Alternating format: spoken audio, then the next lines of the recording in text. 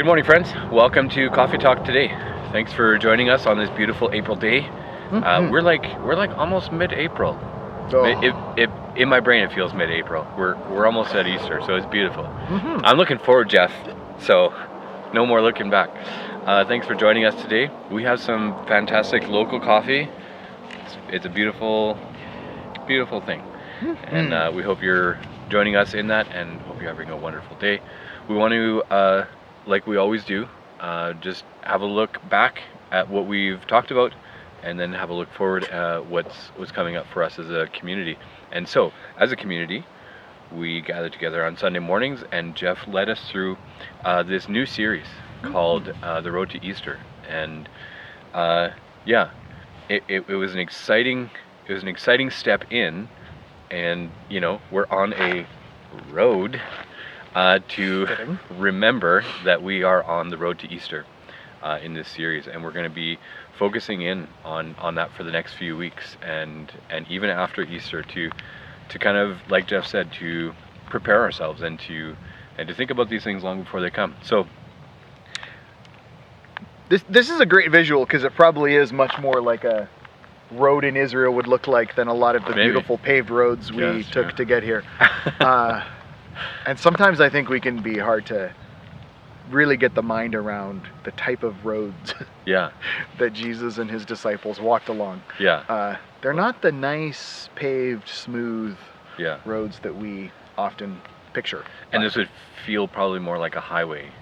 And this would be a pretty major road. In first century Israel, right? Absolutely. So, this road to Easter, Jeff led us into two very interesting passages. One on the Revelation.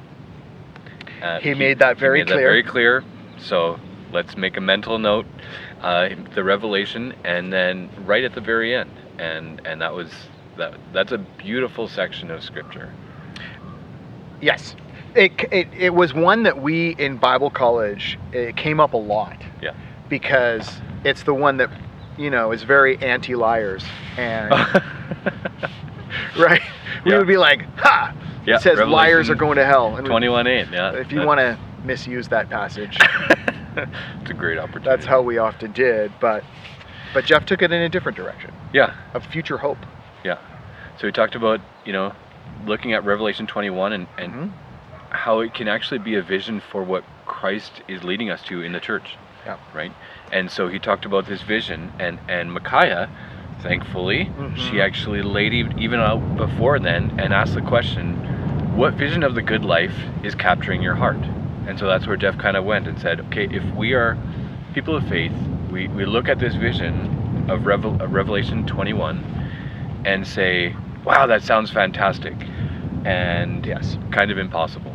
I mean, it was said again and again, so it really stands out, right? We're all a disciple. Yeah. The question is, what are we a disciple of? Yes.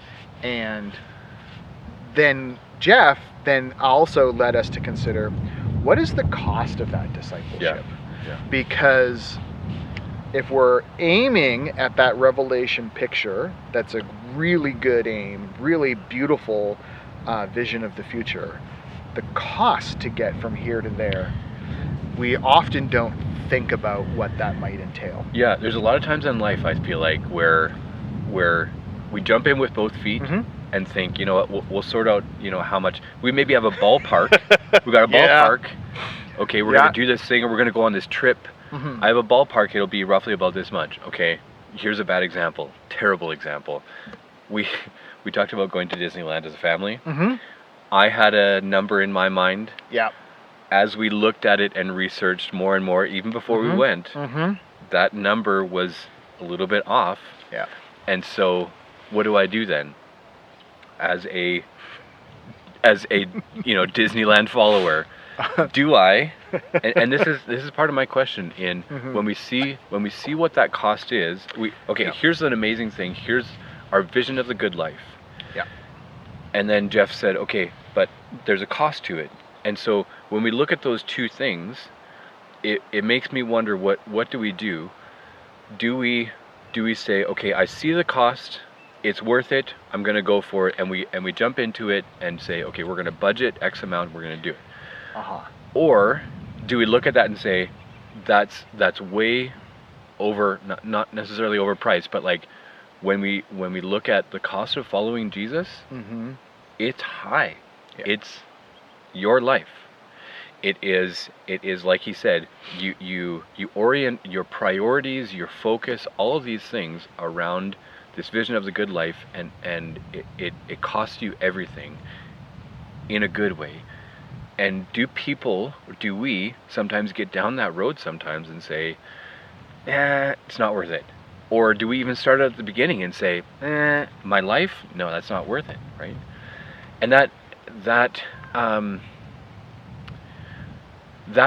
makes me wonder, okay, so is there more areas of life where we do that, and even in a greater way when we think about following Jesus? Like you said, we're a follower of anything and everything, and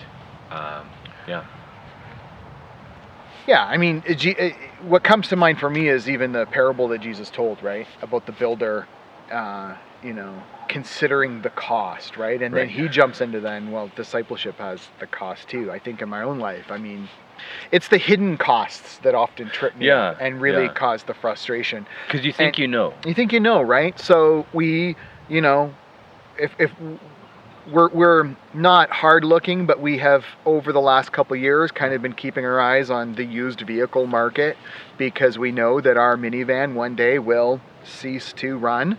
I mean, it's only 340,000 kilometers, and so it could have another 100,000. We don't know. So we but then every time we've come close to maybe going, ooh, this is one we should. What comes to mind is, but all right, it's already so old, and when you're buying used, you never know like what kind of problems are you buying, and somewhere you're going to be like, a year down the road, and all of a sudden it's like, oh, now we have this expense and we have this expense, and it's those ones that you try and prepare. Like in your Disneyland story, you talked about how, right, it was in the planning process. You started, as you investigated, you hadn't even left on the trip yet. You start to realize it's going to cost more. Now what? Well, what if you're already halfway through it? Yeah. Right? The disciples were halfway through their journey, right? The 3-year span of Jesus, when they suddenly go, oh, this is going to cost something big. Yeah. Now what? Yeah. And Peter, as you in our conversation before we hit record, you mentioned, right, he stood up and said, where else would we go? In the passage we're going to look at this upcoming Sunday, Thomas is like, we're with him to death or wherever, and he's in. And I think every one, of the 11 disciples who stuck with him post-resurrection, they had those moments where they realized, this is going to cost my life. Not a one of them made it out of, made it through to a natural death.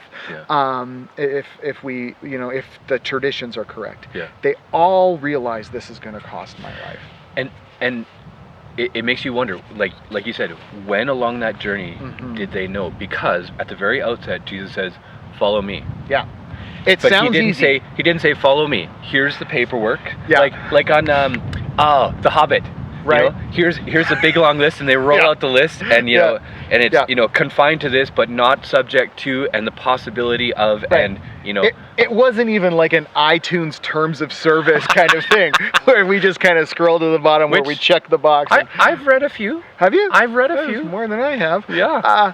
Right, but no, and it's from our perspective, sounds like an easy invitation. Fisher of men, that's beautiful. Ezra and I went fishing last Sunday. We sat in a boat. We rowed around Shannon Lake. It was lovely. That's awesome. Right? Didn't catch it. Doesn't matter. We're just out. We're relaxing. Fishing can be really relaxing and enjoyable. That's why people do it. Yeah. And so it sounds like an easy invitation. Yeah. But at some point, they had to know. Yeah. It's not. Yeah. It's not. And probably for each one, it was a very different time. Like, for one, it could have been maybe at the outset. For others along the way. For Peter, at some point, he would have known. Like, he would have said, Christ, where else can we go? And then, issues along the way. And, he was all gung-ho for, we will die with you. Yeah. And then 2 seconds later, get behind me, and all these things, right? What a range! Yes. It actually makes me think of, and not to keep coming back to some of these things, but when I when I think about some of these bike races that I've been in, Mm-hmm. and we say, how hard could it be? You know, Jeremy Clarkson fashion. How hard could it be? And you get halfway through, and you know it's plus 40 degrees, and you are 2/3 of the way through this, whatever it is, and you say, this is not worth it. What? And that I think is also what is challenging and inspiring ultimately to us as followers of Christ, is that because we have scripture, because we do have a good idea of what Christ is asking of us, that's where also we can look at it and say, it is worth it. It is worth it. I will follow, and I know it's going to cost me everything. I know in the end, it will draw me forward, because we got to keep going back to that Revelation 21 and saying, this is what draws me forward. Not the reward, not the crown, not the heavenly body, not the whatever, but in fact, being with Christ, receiving face-to-face communion with Him, that inspires me. That full knowing sense of experiencing, that's a good thing to look forward to and keep pursuing. I also think the one last thing I would add, looking back, is, I mean, all of that was couched within the framework of apprenticeship. Yeah. And I think that's why partly being an apprentice to Jesus is so important, because there's things you know, and then there's things you know, right? And and I get that sounds cryptic, and you're like, that makes no sense. Of course it is. All right, but like, it's only when we actually start following Jesus, learning to do what He did by being with Him, that then we start to really understand. That the knowing goes from just a few little facts, like, oh yeah, because you can tell me, item A or experience A will cost X number of dollars, and I go, okay, and then it's when we actually get doing it, I realize, oh, this is what that means. Yeah, a good apprentice would know, okay, well, it says this on the instructions, but actually my master has taught me that this is actually a way to take that, to apply it, to run with it, all those things. So this is my prayer for you, that in your apprenticeship of Jesus, as you follow along with Him, keeping that vision forward, what vision of the good life is capturing your heart, and to allow it to draw you forward. And so please continue to do that, and continue to talk about it as you continue on with your life groups that are meeting. It's about, halfway-ish, through this January to when our life groups meet, and my encouragement to you is to keep on keeping on, and we want to keep looking forward now as well too. And so we had some fantastic time with the men this last couple days ago, like just an awesome pickleball night. I'm still so stiff and sore. That's beautiful. We said we would be available to lay hands on people if anybody is really, really sore. But actually we pretty much got out unscathed, I think, and it was a really fantastic night. So thank you to all the men for coming out and just having a really fun and enjoyable night, and enjoying some pizza, and so moving forward, though, we're looking forward to a couple more things. Like Lori said, on Sunday we are looking for Drama Camp registrations. If you are interested, if you are excited about being able to put on an amazing story of the prodigal son, and with a really fun and exciting circus twist, we encourage you to sign up as soon as you can, and to encourage others around you. It's always much more fun with friends. I'm reaching out to family members and friends and saying, I think you would love this. It'll be fantastic. So. And there's ways to help too. Like registration in the camp is for the kids, right, up to and including those like who are entering grade 9.